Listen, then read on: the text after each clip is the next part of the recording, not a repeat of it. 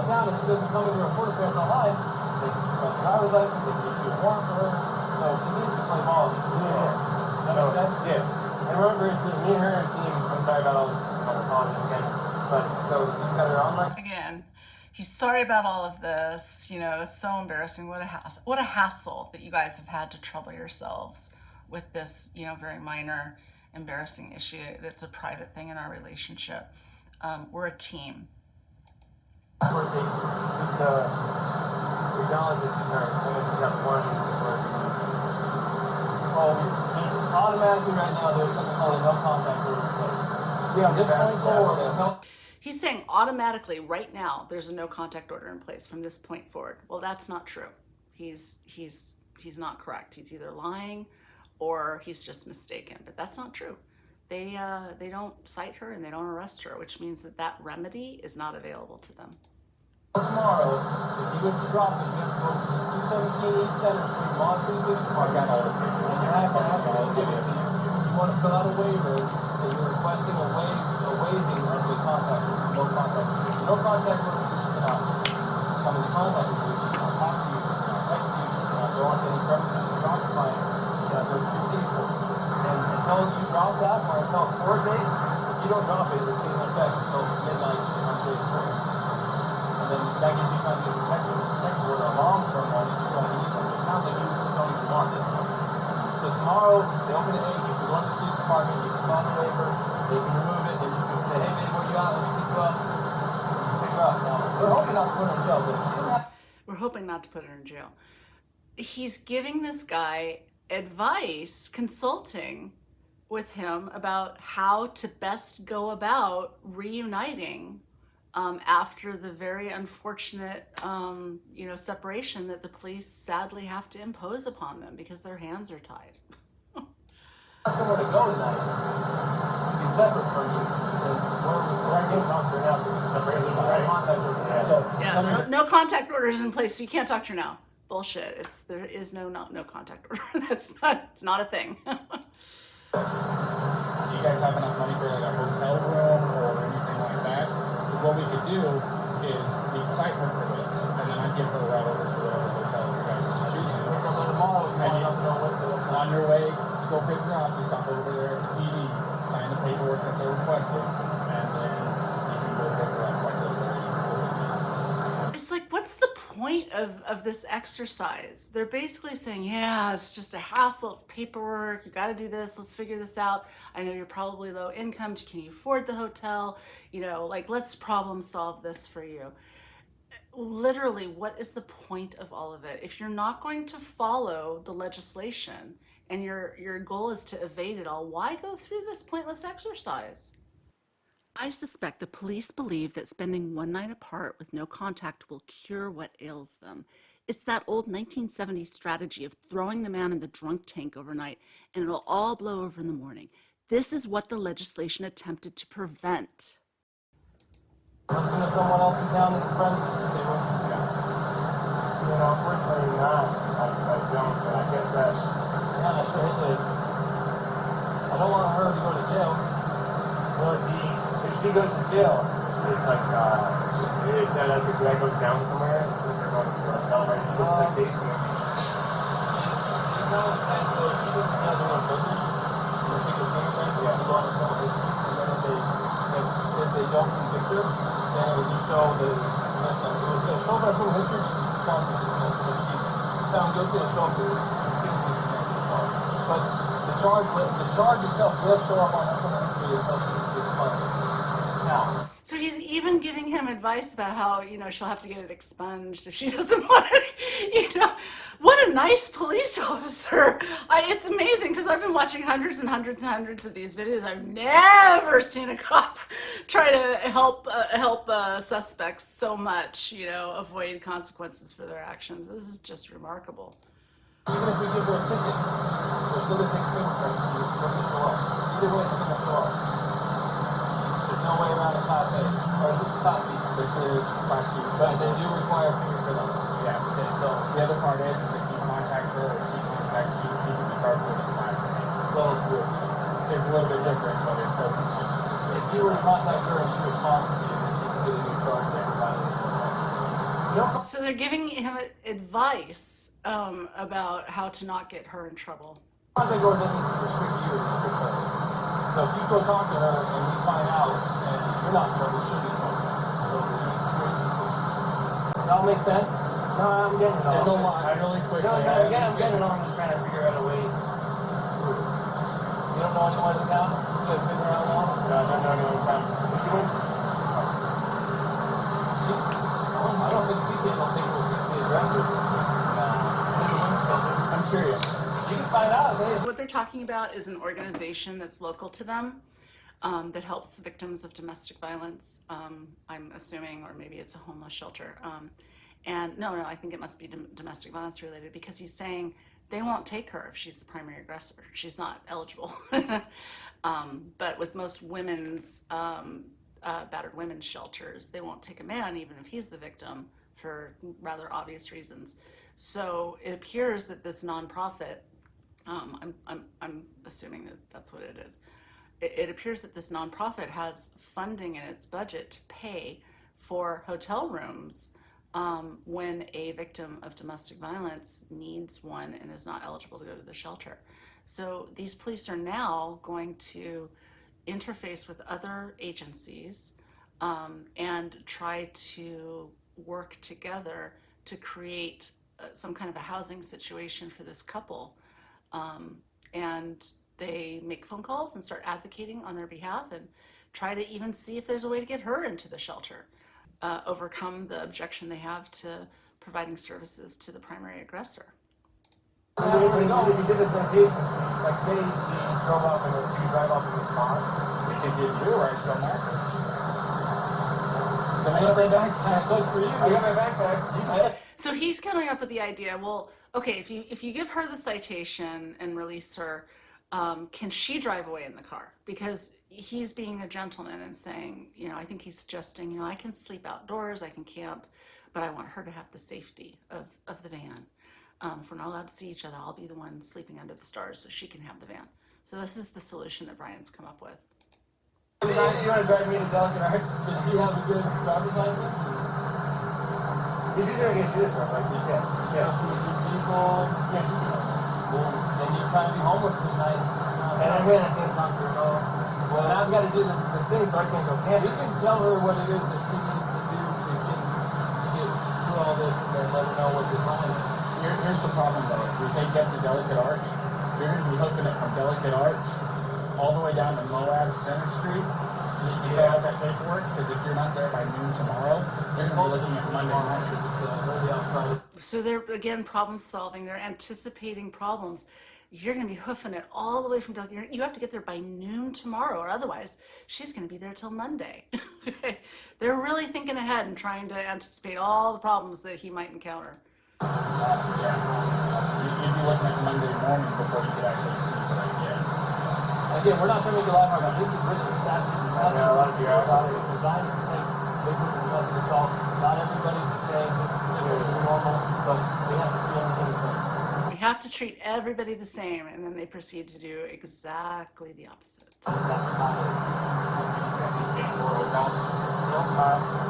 Good. Very little money you have for sure. You want me to, I'll call CK then. CK will take you for that. I'll see if they'll pick you up. Then we can figure it out. This is So what you're you're going to telling me? me. Oh. Actually, CK will take him as a victim of domestic assault. CK will take him, and they will help you tomorrow. And you're like a block and a half away from the PD. Let's see if CK will take him, because they actually put up, they didn't take a guy, but they got a hotel for a guy last time. Yeah, I'll do that. CK will not get you a hotel. Now, what she does... I'm not just sleeping outside on a super guy. No, I don't CK know. I'm just saying, I think CK will get you a hotel. If you want her to have the van, you don't care. It's up to you. But, The irony is that the van is in her name. It's not in his name. The van belongs to her. He doesn't have an ownership interest in the van. So it's just kind of ironic how the police are basically giving her permission to have her own vehicle if they choose not to charge her with a crime. Yes, this is Officer Robinson from our city police department. How you doing? Okay, so I'm going to cut this because it takes a while. But they proceed to make several phone calls to these nonprofits to try to arrange, and someone has to get into the office to make it happen and give me 15 minutes, and I'm this far away, and so I'm gonna fast forward through this. 1099, yeah. Yes, please. Thank you. Well,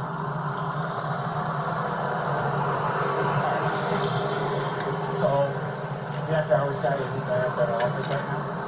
He's gonna run from his house over there, and we're gonna get you all lined up. Don't worry about it. This is not how we get laid off. So don't feel like. Don't worry about it. Don't feel like this is an imposition on us. We do this all the time. This is our job. Don't, you know, like on the one hand, I love that attitude. I wish that police treated all similarly situated suspects and victims the same. And that we saw this level of customer service, so to speak, regularly with police officers interacting with the public. That's not what I see when I watch body cam videos. I'm not saying it doesn't exist, but that's not what predominantly is published. So it's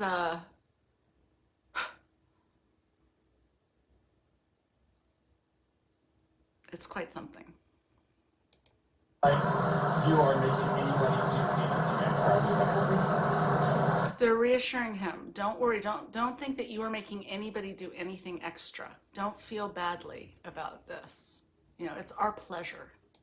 Trying to make this as easy as possible. I really do. And I know how rough this stuff can be. Like I said, I've been married for 5.5 years. I know how hard this stuff can be. Like I said, I've been married for 5.5 years. So he says, I'm going to try and make this as easy as possible. God, have words like that ever been spoken by a police officer on a body cam video that I've watched? I don't think I've ever heard an officer be like, you know, don't feel bad. This isn't an imposition. This is what we're here for. Make this as easy as possible. I mean, talk about a red carpet. Yeah, believe me, if I were to say that my wife hasn't had our share of spouse, I'd be lying to you. She lives with this thing. I live with the woman. A lot of this stuff really. I know. So it's hard to hear him, but he's talking about his wife's anxiety right now. You know, I live with her. She has anxiety. I know what you're going through. Her anxiety elevates my anxiety, and sometimes it That's why I'm like, I gotta walk away. I gotta breathe. So again, her anxiety triggers my anxiety. Sometimes I have to walk away. I have to breathe. They've taken this out of the context of intimate partner violence and put it into the context of mental health issues. Those two things can absolutely be connected, but they've really dismissed the threat that domestic violence plays and the level of danger that their relationship is operating under. Just try to imagine police officers using examples from their marriages for interacting with suspects and victims in other types of crimes. For example, when my wife drives drunk, it causes all kinds of stress for us, and then I feed off of that, and it escalates both of our anxiety. I stick her in the shower, and that usually soothes her anxiety. This is so inappropriate. Hey, if you guys make it to the last video in this body cam reaction, you'll find out why I chose the stick her in the shower analogy. Trust me, it is worth it. Fucking backfires, but I'm not going to try to sit here and give you like, No, you've been on this for almost as long as what I have. There's nothing I can tell you that's going to really make a difference, but at the end of the day, I'm sorry that all this happened. I'm sorry that it went to this extent. no, I'm sorry. I'm not sorry. Police officers apologizing. Sorry all of this is happening. I'm sorry. God, I feel like I'm in some kind of like cognitive dissonance, surreal reality. It's just such a sharp contrast from what I'm accustomed to watching. Could I come in and make my girl bad? If you can try me something? Yeah. Is that alright? Do you mind watching them? Yeah, just if you don't mind doing it from over here, we don't want you to get hit. Okay. Sorry. Again, they do not perceive him as a threat. They don't perceive him as a danger. They don't know if there are weapons in the vehicle. And they're just gonna he said, hey, do you mind watching him for me? But I see law enforcement not letting people go near the cars, you know, this whole, you know, officer safety and sit on the curb and stay there and, you know, It's just they do not see him as a threat, and they're willing to let him go rummaging through belongings so that he can make a knapsack to take with him to the hotel. It's so nice of them.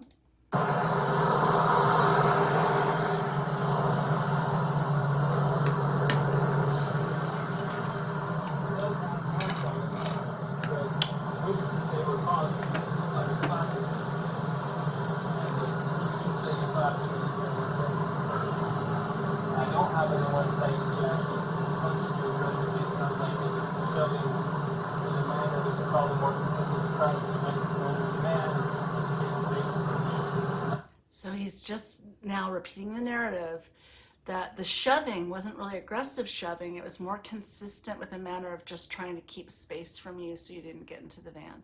So he's rationalizing why Gabby has been identified as the primary aggressor.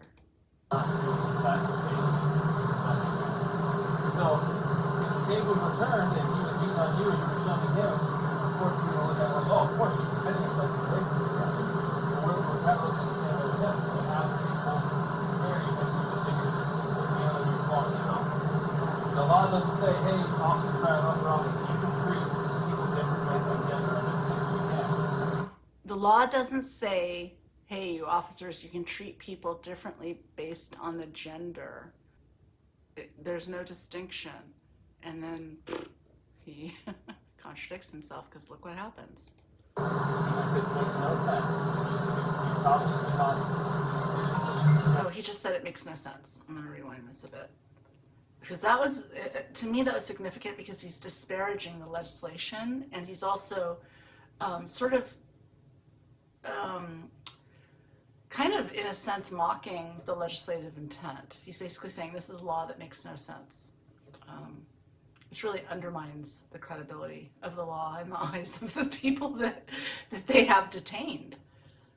Try to imagine police officers making disparaging remarks about other kinds of legislation while they're interacting with suspects and victims in other kinds of crimes. For example, imagine a cop saying, U.S. drug policy has been a total failure. We're bailing out the ocean with a teaspoon. We need to recognize that substance abuse is a public health crisis and use a medical model response instead of criminalizing addiction. But the law says I have to arrest you, so I have no choice. Now, if a cop says this to someone they're about to arrest for, say, possession of drugs, how long do you think they'd last in that department? That wouldn't even happen because officers think about domestic violence differently. Instead of thinking about it in the context of a crime, they think of it in the context of a dysfunctional relationship.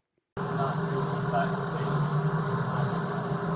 So, if the tables were turned and he was beating on you and you were shoving him, of course you're going to look at it like, oh, of course she's defending herself away from this guy. We're kind of looking at the same way with him. We have to treat both fairly because we figure the other is wrong, you know. The law doesn't say, hey, officers right or wrong. You can treat people different based on gender and it says we can. Even if it makes no sense. We probably not efficiently for the man.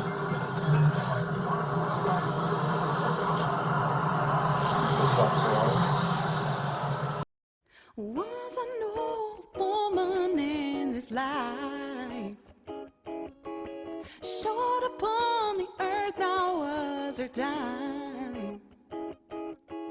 Of all the seeds she'd sown in the people she had known, deeply did she touch the soul of mine. She called a spade a spade. She stood on the edge of reason and even faced with death until their final dying breath. She fought for what she believed.